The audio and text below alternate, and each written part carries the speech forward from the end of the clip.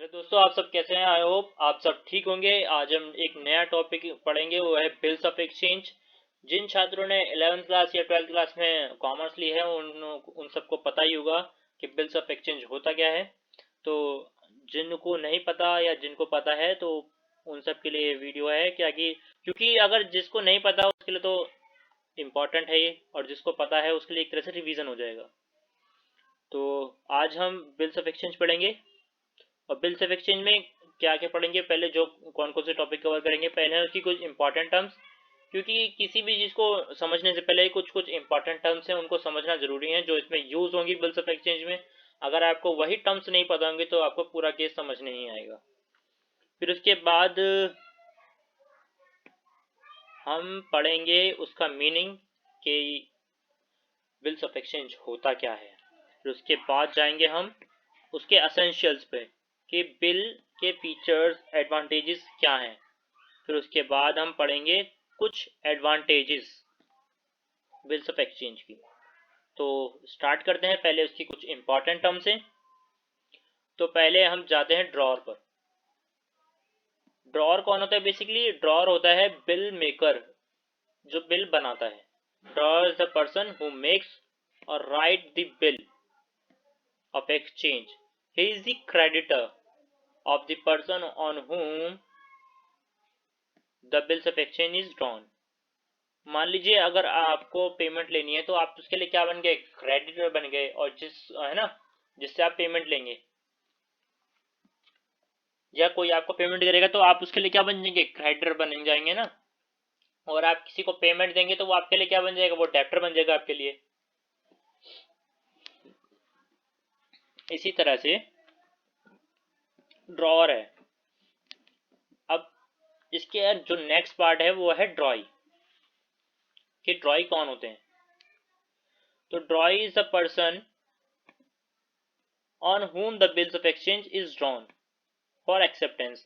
अब मान लीजिए एक दुकानदार है, आप मार्केट गए हैं, आपने एक दुकानदार से फ्रिज खरीदा पर आपके पास उतना अमाउंट नहीं है पे करने के लिए। तो आपने कहा कि मेरे पास अभी इतना अमाउंट तो नहीं है कि मैं ये फ्रिज खरीद सकूं। उसने कहा कोई बात नहीं, मैं आप पे एक बिल बना देता हूँ, बिल्स ऑफ एक्सचेंज। आप उस पर साइन कर दीजिए और उस बिल को एक्सेप्ट कर लीजिए। तो उसे कहते हैं एक्सेप्टेंस। अगर आप वो बिल साइन करके एक्सेप्ट कर ले, साइन करके ही तो करेंगे एक्सेप्ट, और उस पर नाम डेट वगैरह लिखकर अपनी जो इंफॉर्मेशन है वो फिल करके आप उसे साइन सिग्नेचर करके एक्सेप्ट कर लेते हैं तो उसे कहते हैं बिल एक्सेप्ट हो गया। ठीक है। तो जब बिल एक्सेप्ट हो जाता है तो आप उसके क्या बन जाते हैं? ड्रॉई बन जाते हैं। और वो दुकानदार आपके लिए क्या बन जाएगा? ड्रॉर बन जाएगा, क्योंकि उसने एक तो बिल बनाया है और उसे पेमेंट मिलेगी।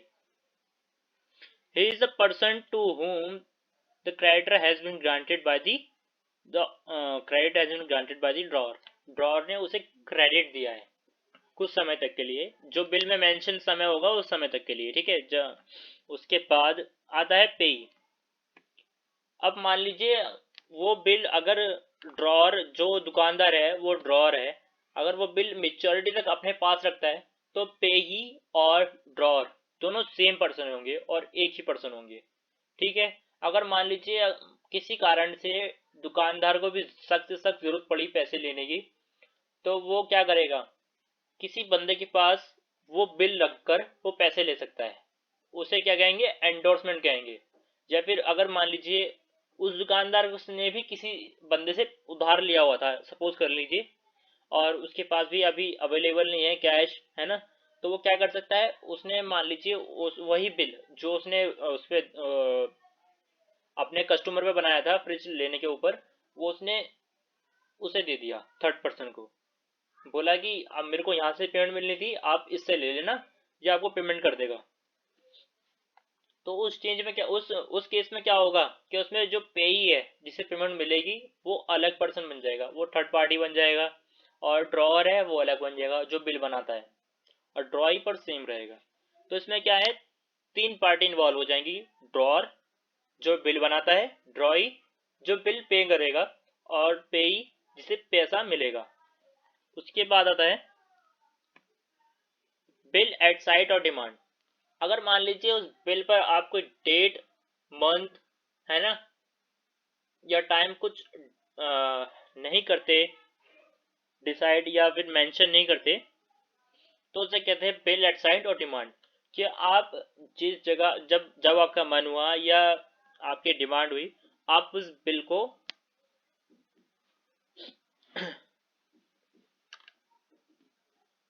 bill at site or instrument payable on demand means the instrument on which no time for payment is mentioned। अगर मान लीजिए उस बिल पे जो ड्रॉर है, जो दुकानदार ने बिल बनाया है, उस पर कोई टाइम डेट नहीं लिखा, तो मतलब वो डिमांड पे है, जब उसका मन करेगा। मान लीजिए उसने कोई डिमांड कोई डेट वगैरह नहीं लिखी, उसने कहा 2 हफ्ते बाद उसका मन हुआ पैसे लेने का, तो वो आपसे बोल सकता है कि मेरे पास बिल है, प्लीज आप अगर इस बिल की पेमेंट कर दीजिए। तो वो क्या बन जाएगा, बिल एट साइट और डिमांड। जब उसका मन होगा, जिस जगह होगा, जिस तरह से होगा, तो वो पेमेंट कर सकता है। जैसे कि कैश चेक होता है।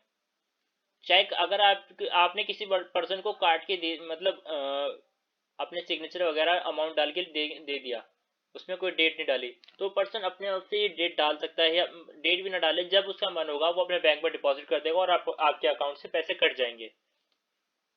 ठीक है। तो वो एक चेक का भी ये रोल होता है, और प्रोमिसरी नोट होता है, वो भी ऐसी पेमेंट, अगर उस पर कोई डेट टाइम वगैरह मेंशन ना हो, तो वो ऑन डिमांड पेबल हो सकते हैं। उसके बाद होते हैं आफ्टर साइट और demand. Bill after date bill after date is the bill in which the period is encountered from the date of drawing.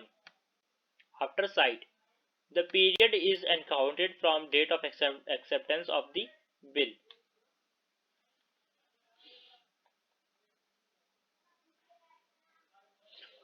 अब मान लीजिए आपने किसी पे बिल, जैसे दुकानदार ने बिल बनाया तो था, बिल ऑफ एक्सचेंज बनाया था, वो ड्रॉर बन गया था और वो ड्रॉई बन गया जैसे पेमेंट करनी थी, मगर वो किसी कारण से उस बिल को एनकैश नहीं कर पा रहा था, या फिर रख के भूल गया था, और मेच्योरिटी का पीरियड है वो पास ऑन कर जाता है, तो उसे क्या कहते हैं, बिल आफ्टर साइट या आफ्टर डिमांड। उसके बाद आता है term of bill, the period intervening the between on which the bill is drawn and on which it becomes due। जिस दिन बिल बनाया जाता है से लेकर जिस दिन वो बिल मेच्योर होगा, उस टाइम तक को कहते हैं हम टर्म ऑफ बिल। जैसे कि आप कोई, मान लीजिए आपने कोई चेक काटा है ना, चेक बनाया आपने किसी के नाम से, वो डेट डाली और वो बैंक में डिपॉजिट किया, पर बैंक में डिपॉजिट होते ही उसे कम से कम 3 दिन का वक्त लगता है एक बैंक से दूसरे बैंक में ट्रांजेक्शन जाने में, है ना। इसी तरह से उस टाइम को, जब तक मेच्योर या जब तक पेमेंट के लिए तैयार नहीं होता, तब तक को हम कहते हैं टर्म ऑफ बिल। फिर आता है डिस्काउंटिंग ऑफ बिल। अब हम एक केस लेते हैं, जैसे कि आप एक मार्केट गए, आपने एक टीवी लिया, एक रमेश नाम का लड़का है, वो मार्केट गया और उसने एक अच्छी सी एलईडी ली। ठीक है। और उस दुकान का नाम था योग एबीसी लिमिटेड। अब एबीसी लिमिटेड ने जो था, रमेश के पास इतना पैसा तो था नहीं, क्योंकि एलईडी बहुत महंगी थी। तो जो एबीसी लिमिटेड है, उसने उसके ऊपर एक बिल बना दिया, बिल ऑफ एक्सचेंज, कि आप कोई बात नहीं, इतने समय बाद आप पेमेंट कर दीजिएगा। उसने 3 महीने का टाइम मेंशन कर दिया और सिग्नेचर वगैरह किए, उसने एक्सेप्ट कर लिया बिल को रमेश ने। पर जो एबीसी लिमिटेड है, किसी कारण से उसे पैसों की ज़रूरत पड़ी, पर उसके पास वो, उसने मेंशन में 3 महीने का बिल, वो जो टाइम है, टर्म ऑफ बिल, उसने 3 मंथ्स मेंशन किया हुआ है, और जो रमेश है वो भी जल्दी पेमेंट नहीं कर सकता। तो जो एबीसी लिमिटेड को जल्दी पैसा चाहिए, तो उसके पास एक रास्ता है, वो डिस्काउंट करा सकता है बिल बैंक जाकर। वो बैंक में जाएगा, जब वो बैंक में जाएगा और बिल दिखाएगा, तो वो क्या है, बैंक वाले एक अमाउंट चार्ज करते हैं, और उस अमाउंट जो है ना, उस अमाउंट को डिडक्ट करके बैलेंस आपको रिटर्न कर देते हैं। यहाँ जैसे लिखा है, a bill may be presented to which then deduct the sum amount is deducting charges from the bill amount and the disburse the balance। मान लीजिए 1000 रुपए का बिल था आपका, ठीक है। 1000 रुपये का बिल था और उन्होंने रखा है 10%, 10% रखे हैं डिस्काउंटिंग चार्जेस, और इसका 10% निकालेंगे कितना आएगा, 100 रुपये। और वो 100 रुपये काट कर और चार्ज करके आपको 900 रुपये दे देंगे। इससे क्या होगा, आपको इजीली पेमेंट, टाइम से पहले पेमेंट मिल जाएगी और बैंक के पास वो बिल चला जाएगा। वो बिल वो चला जाएगा तो उसे सेंट फॉर कलेक्शन कहते हैं, बिल सेंट फॉर कलेक्शन, जो कि हमारी अगली टर्म भी है यहाँ पर, ये रही। अभी से बाद में पढ़ते हैं, इससे पहले एक और है, the process of transferring ownership from instrument. जैसे कि यहाँ ट्रांसफर हो गया ना ओनरशिप कि अभी एबीसी लिमिटेड ने किसको दे दिया, वो बैंक को दे दिया वो बिल, तो वहां क्या हुई, ओनरशिप ट्रांसफर हो गई, पैसा तो मिल गया एबीसी लिमिटेड को। अब एबीसी लिमिटेड का रोल खत्म हो चुका है यहाँ पर अब हमारा जो पेई है कौन बन गया, हमारा पेई बन गया है वो बैंक, जिसको पेमेंट मिलेगा। और जो कस्टमर है रमेश, वो ड्रॉ ही है, वो ड्रॉ ही है, तो उसे पेमेंट करना होगा, अब किसको, बैंक को करना होगा। The person endorsing the instrument is called the endorser। ठीक है, एंडोर्सर, उस पर्सन को क्या कहते हैं, एंडोर्सर कहते हैं। द पर्सन टू, अब यहाँ पर अब एंडोर्सिंग और डिस्काउंटिंग के बीच में कंफ्यूज ना हो तो मैं एक बात आपको क्लियर कर देता हूँ।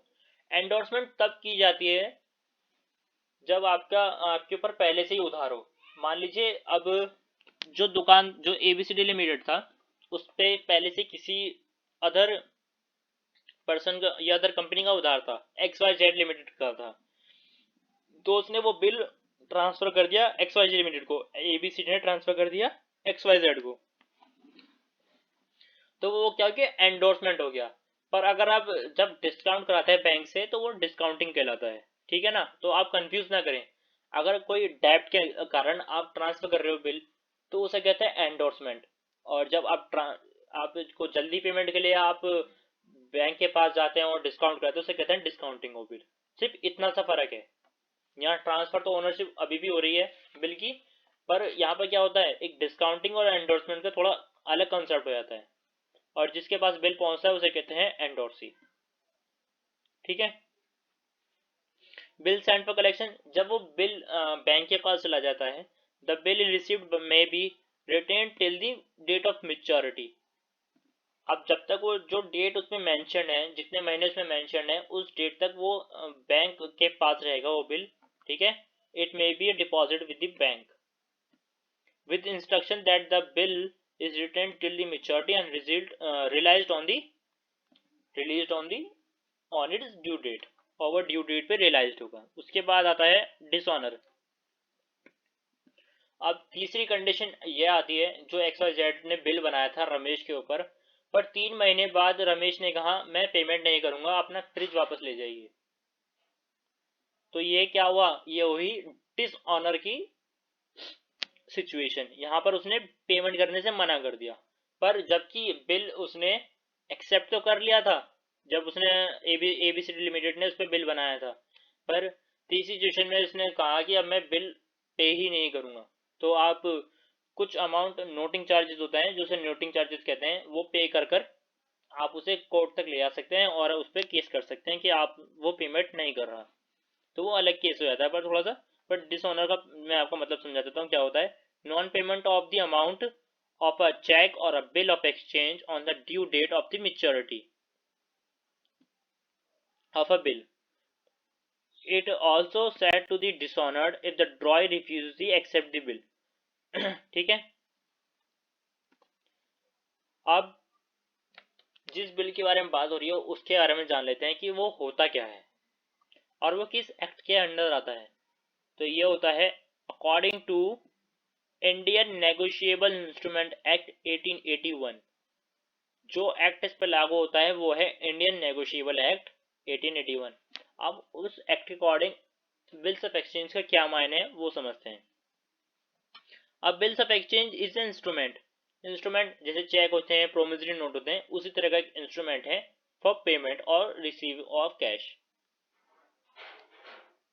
Writing containing N unconditional order signed by the maker directing a certain person to pay certain amount और मनी ओनली टू और टू द ऑर्डर और सर्टेन पर्सन और the bearer of the instrument.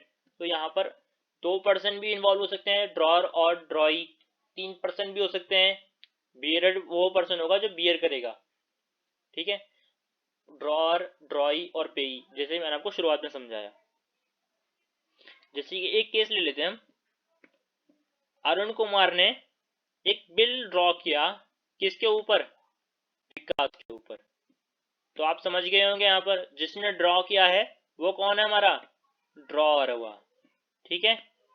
DRAWER,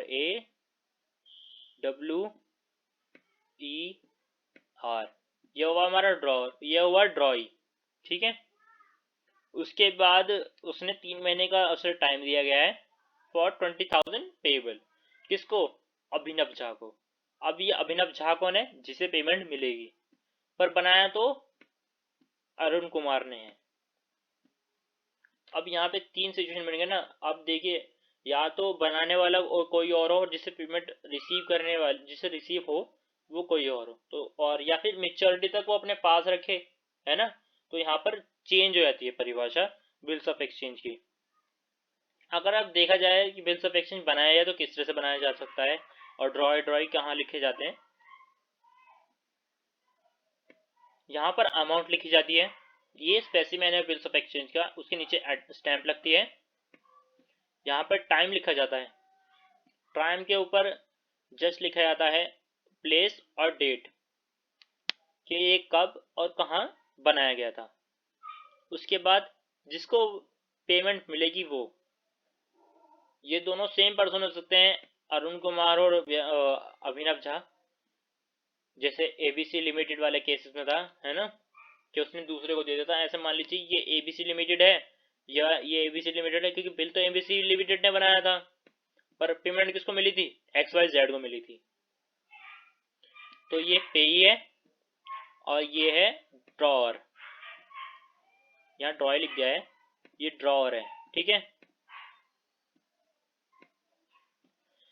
और ये है विकास। विकास कौन? जो payment करेगा। आई होप आपको समझ आ गया होगा। और इसके नीचे उसका पता आता है कि विकास ने ये जब उसने बिल बनाया था, उसके बाद उसने एक्सेप्ट को भी बोला था कि इस बिल को आप एक्सेप्ट कीजिए, तो उसने अपनी इंफॉर्मेशन फिल की होंगी, पर्सनल इंफॉर्मेशन, और साइन की होंगी, उसे कहते हैं एक्सेप्टेंस। जब तक वो बिल एक्सेप्ट नहीं होता तब तक वो बिल वैलिड नहीं होगा, है ना। उसके बाद कितने तरह के बिल आते हैं वो पढ़ते हैं। पहला है एक ट्रेड बिल, दूसरा है accommodation bill. Those bill that are written because of business transaction are called trade bill. If these bills are not paid in time, drawer can get payment through court. जो bill अभी हम पढ़ रहे थे जैसे bills of exchange, ये normally क्या होते हैं? ट्रेड बिल्स ही होते हैं। ये पेमेंट अगर टाइम पे ना मिले तो ये क्या, आप इन्हें कोर्ट तक ले जा सकते हैं, क्योंकि ये एक एक्ट के अंदर अकॉर्डिंग आते हैं, उन पर चलते हैं, उनकी रूल्स एंड रेगुलेशन को फुलफिल करते हैं। तो ये इंडियन नेगोशिएबल इंस्ट्रूमेंट एक्ट के अंदर आते हैं 1881। अकोमोडेशन बिल क्या होते हैं? Those bill that are draws businessman for mutual help. अब जैसे हमने अभी पढ़ा था केस, XYZ ने अपना ट्रांसफर कर दिया था दूसरे को, है ना, तो वो क्या होता है? म्यूचुअल हेल्प के लिए था कि अभी कोई बात नहीं, मेरे पास कैश नहीं, तो आप प्लीज ये बिल ले लीजिए और इनसे पेमेंट ले लीजिएगा। ऐसा क्या है, मेरा उधार भी उतर जाएगा और इससे पेमेंट करनी हो वो भी हो जाएगी। These bill are not enforceable at law, है ना। आप कोर्ट में जाकर ये बिल क्या है, एनफोर्स नहीं कर सकते, क्योंकि ये आपने म्यूचुअल के लिए बनवाया था। उसके बाद आते हैं essential features of bills of exchange. अब bill of exchange must be in writing. क्या होना चाहिए? मस्ट बी इन राइटिंग होना चाहिए। जैसे कि मैंने आपको एक स्पेसिमेन दिखाया, उस स्पेसिमेन की तरह ही एक फॉर्मेट होता है उस बिल का, और वो मस्ट बी इन राइटिंग, यानी कि सिग्नेचर वगैरह, और टाइमली डेट उसमें होनी चाहिए, उन पर्सन्स के नाम उसमें होने चाहिए जिनको पेमेंट मिलेगी, या ड्रॉअर कौन है। उसके बाद आता है एक अनकंडीशनल ऑर्डर। जब वो टाइम उसमें स्पेसिफाई किया जाता है ना, वो time, it contains an order for payment of cash. उसमें एक ऑर्डर होना चाहिए, जो जैसे मैंने आपको शुरुआत में बताया, पहले एक अमाउंट डाली जाती है स्टैम्प के ऊपर कि उसे पेमेंट कितनी करनी है, उस है ना वो। उसके बाद the amount of bills of exchange is definite, the date of payment is fixed, it is signed by the maker,